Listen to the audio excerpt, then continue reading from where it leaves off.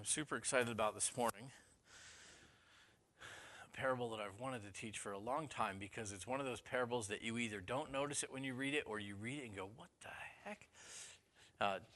I think Titus's favorite line actually sums up the parable really well. Titus, I think we told him on his tombstone, we're going to put the following words. Wait, what? That's Titus. And when you read this parable, it's, wait, what?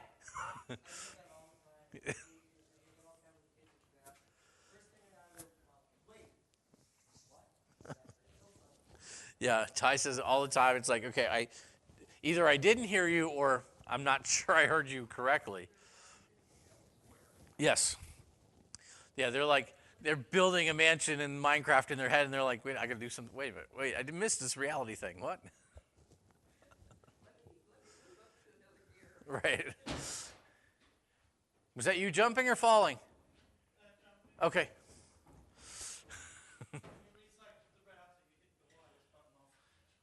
Oh, among other things. Because I also unplugged it and then had to replug it in. Okay. Look at that. I didn't really fix it. I screwed it up worse. Well, that would be par for the course then.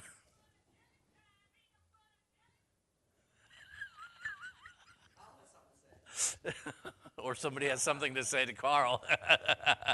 If it's Melissa, you should probably take it. All right.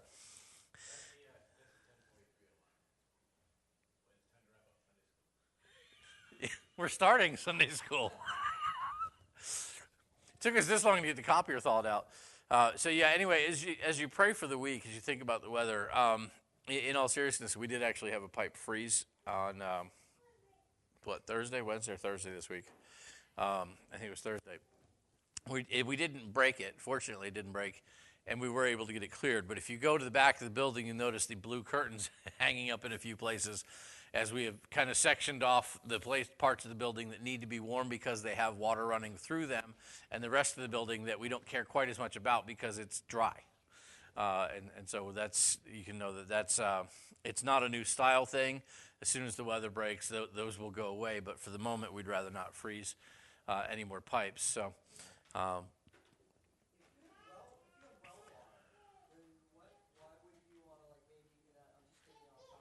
Yeah.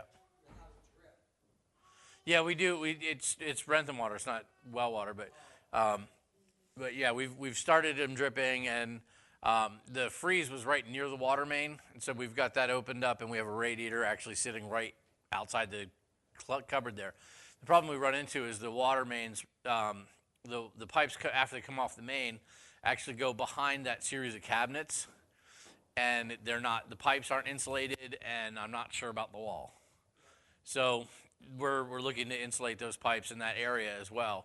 But for the time being, we're just trying to keep that, especially the kitchen, warm. So like during the week, the kitchen is sealed and heated, since that's where the problem was. And then anything that's a wet wall, we're trying to keep it at least up enough that it doesn't freeze, not warm, but thaw. So just as we negotiate with the building through the rest of the winter, just keep us in prayer.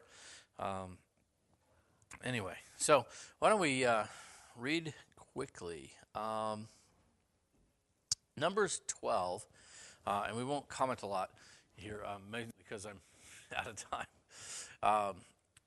Then Miriam and Aaron spoke against Moses because of the Ethiopian woman whom he had married, for he had married an Ethiopian woman. So this is later on in Moses' life. This is after his wife died. He remarried, and why would that have been a problem? I'm not sure. Would she have been dark-skinned? Yeah, I think that's kind of the point.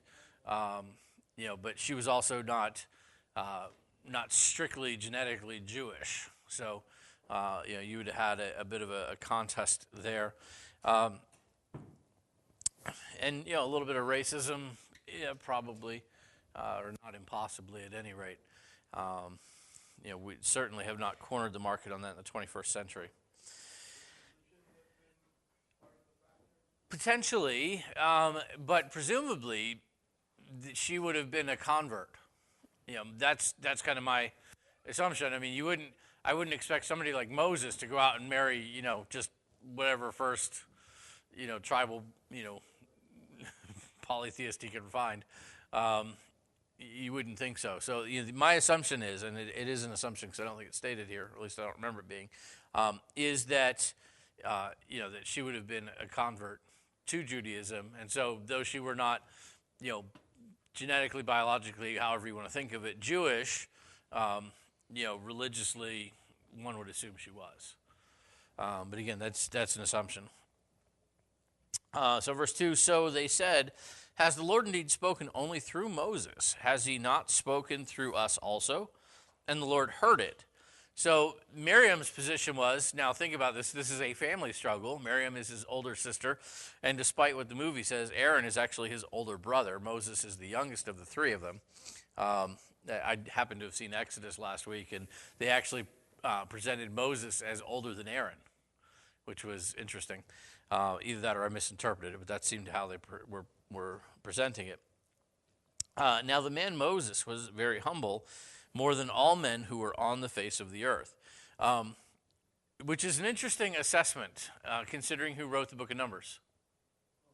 Moses. And Moses was so humble that he didn't do anything about it. And it's hard when you get that. I mean, and you think about it. If you've ever read an autobiography, you get somebody, and this is kind of autobiographical content here. You get somebody who is writing about their own life, and you can't, as an author, you can't take every situation neutrally and just present what happened. It's always going to have a bit of your personality in it, and there's always going to be something of an assessment that's part of it. How you view the events that happened. If you thought it was a good thing, it's going to come across as a good thing. If you thought that your own actions were probably improper, that's going to kind of come out. And so Moses, kind of his narrative comment in this is, but Moses was humble.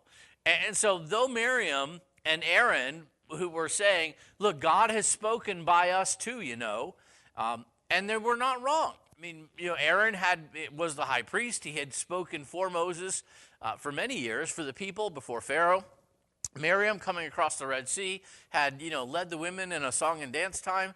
And I'm not sure how that works with our contemporary thought of worship in church and how singing and dancing to God are sinful, but it worked for God in the Old Testament. So I'll leave that alone. So you have her leading through this. So they're not wrong in what they're saying. What they're saying is not inaccurate. Let me rephrase. They're not inaccurate in what they're saying. I think they're wrong. And we find that in verse 4. Suddenly the Lord said to Moses, Aaron, and Miriam, come out, you three, to the tabernacle of meeting. So God calls them. He's like, kids, get out here. This is what we got going on. Family squabble. So the three came out. Then the Lord came down in the pillar of cloud and stood in the door of the tabernacle and called Aaron and Miriam, and they both went forward. So he said, all right, you two come closer, which is good. Moses is going, God called them closer. As a parent, you can kind of relate to how this is playing out. Then he said, hear now my words. If there is a prophet among you, I, the Lord, make myself known to him in a vision. I speak to him in a dream. Not so with my servant Moses.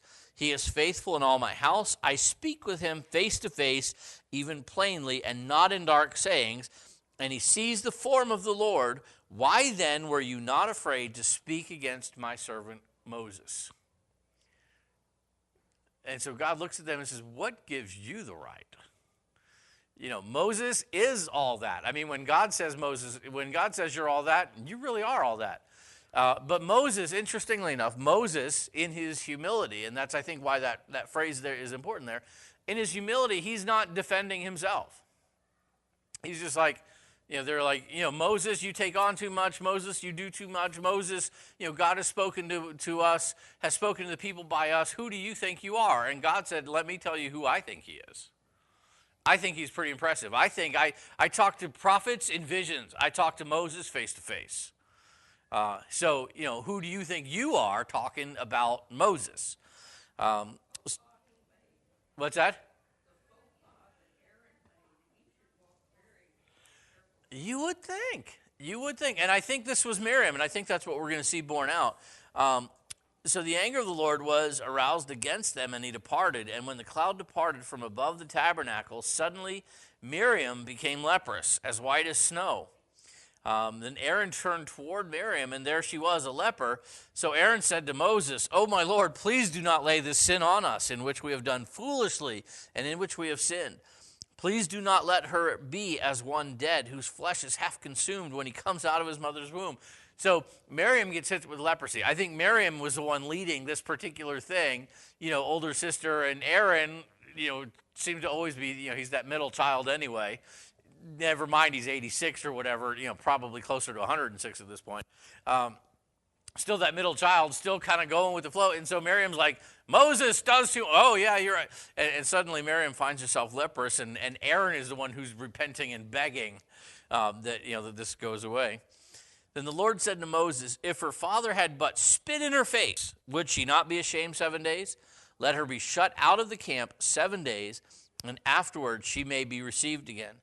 So Miriam was shut out of the camp 7 days, and the people did not journey till Miriam was brought in again. And afterward the people moved from Hazeroth and camped in the wilderness of Paran. And so, Moses' position, now he is the lawgiver and chief law interpreter, saying, look, spitting in the face is kind of insulting, but even that would keep you outside of the camp. You've been struck with leprosy. Okay, we're going to let her be cleansed, probably, but she needs to spend some time in, time out. And so this is essentially what they get here. God gives Miriam, through Moses, a timeout. So, here's Moses. "I'm not going to defend myself, but God has just defended me, so go to your room." He has no trouble saying, here's the judgment. But he does so not in his capacity as the younger brother. He does so in his capacity as the leader of the people of Israel. He does so as the chief arbiter of the law to say, here's what's going to happen. And so he does. Numbers 13, we'll get there next week, talking about the spies going into Canaan. This is one of those stories in Numbers 12 that is either ignored or abused. The ignored part is because you look at it and it's kind of a quick episode that, we just read it in 10 minutes, and even with my tendency to talk, we got through pretty quickly. You get through, and so you think it's not that significant, it's weird. The abused end of it is, of course, oftentimes by spiritual leaders who would say, "See, you're not supposed to say anything bad about about God's leader," and of course they would then assert themselves into that place and say, "Don't talk bad about me because I'm going to strike you with leprosy," like we could. But that's typically the more I use it to abuse it kind of a take on it. I think the truth is somewhere in the middle. I don't think it's something to be ignored. God put it in there, and he doesn't waste words. At the same time, I don't think that every pastor in America, especially those who would break this out to beat their people over the head with it, have quite caught the meaning of it either. I think the central things of it are two. First of all, Moses was humble. And so if you're a leader being spoken ill of, the example set for you is not one of break out my Bible and beat you over the head. The example is one of silence, in humility. Remembering that, as a pastor especially, do I work for the church? Yes and no, but primarily I work for God in the church, at the church, and so that humble silence to say it's not my place to defend myself. That's a hard thing. If you've ever had your character besmirched, to say, I'm going to, in humility, remain silent. The statement that always comes to my mind is, better to be thought a fool than to open your mouth and remove all doubt. And so I try to remember that little axiom. Sorry, Luke.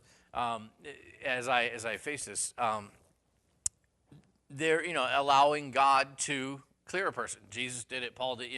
The testimony of Scripture is that Paul is that God will defend and clear when defending and clearing is appropriate, and if he doesn't choose to, then why would you choose to? And so that deference to allowing God fight your battles is important. But on the other side of that, the respect that should be exhibited for those who are leaders. And Moses was a spiritual leader, but he was also a civic leader. a political leader. And so I don't say that to say, oh, you should respect your spiritual leaders, though that's part of it. But just that tendency that we have as people, like Marion and Aram did, I'm just as good as you, what gives you the right? Well, that person's in a place of leadership. That doesn't give them a right, but it does place upon all of us an obligation to be respectful, if nothing else. That doesn't mean blind, sheep-like following, but it does mean to, at the very least, to be respectful and recognize that a person is in a place of leadership and what that might imply for us. That's within the church context, in a work context, in a political context at home. To look at the people whom God has placed in our lives as leaders, as authorities, and say, I'm going to at least have a sense of decorum and respect. Won't necessarily agree with you all the time. You might be wrong. You are human. But still remember that respect is something that we should demonstrate. So with that, I need to close because we're being invaded as we should be at 5 of, 3 of, 2 of. Father, we love you. We thank you. We ask that you meet with us in the service to come. In Jesus' good name, amen.